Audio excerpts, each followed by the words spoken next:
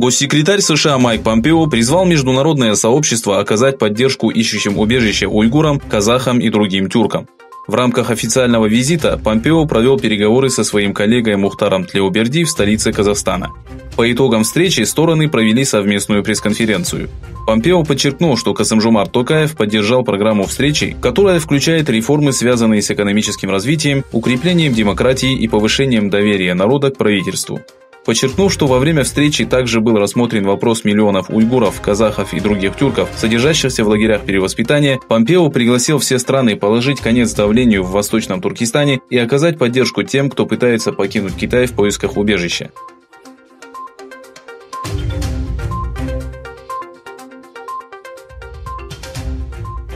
В столице Бельгии прошел протест против давления и пыток, проводимых китайским правительством в отношении уйгуров и других тюрков. Акция протеста, организованная уйгурской диаспорой, прошла перед зданием Совета Европейского Союза.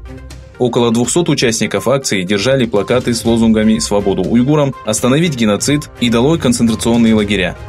Организаторы акции заявили, что для сокрытия своих преступлений китайские власти построили лагеря перевоспитания, в которых содержат свыше 3 миллионов тюрков, нарушая их элементарные права и международные конвенции.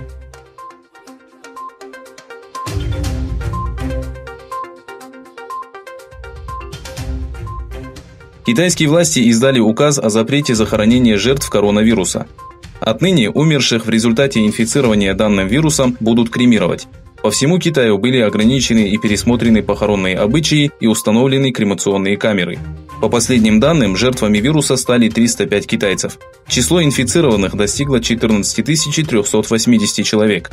Кроме Китая, известия о гибели от загадочного вируса поступили и из Филиппин.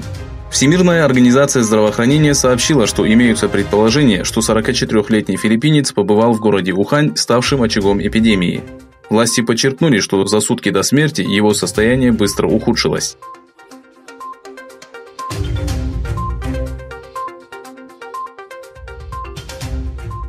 Израильская организация общественного вещания Макан сообщила, что из-за вспышки эпидемии коронавируса в Китае израильское правительство не позволило 50 китайцам въехать в страну.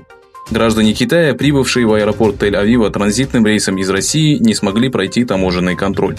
С другой стороны, ливанские власти не позволили китайскому кораблю пришвартоваться в портах страны до тех пор, пока не было подтверждено, что на борту корабля нет инфицированных новым вирусом. Компания «Российские железные дороги» заявила, что сообщение пассажирских поездов с Китаем было временно прекращено. В свою очередь, Индонезия отменила безвизовый режим для китайских граждан.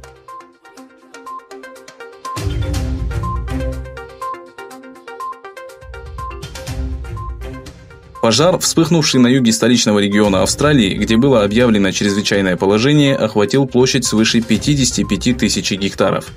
По сообщениям BBC, власти заявили, что для эвакуации жителей некоторых окраин Канберры, охваченных пожарами, слишком поздно, и попросили граждан попытаться найти безопасное место самостоятельно. Контроль над пожаром, охватившим южные районы Канберры, все еще не установлен. Более 20% территории пригорода охвачены огнем.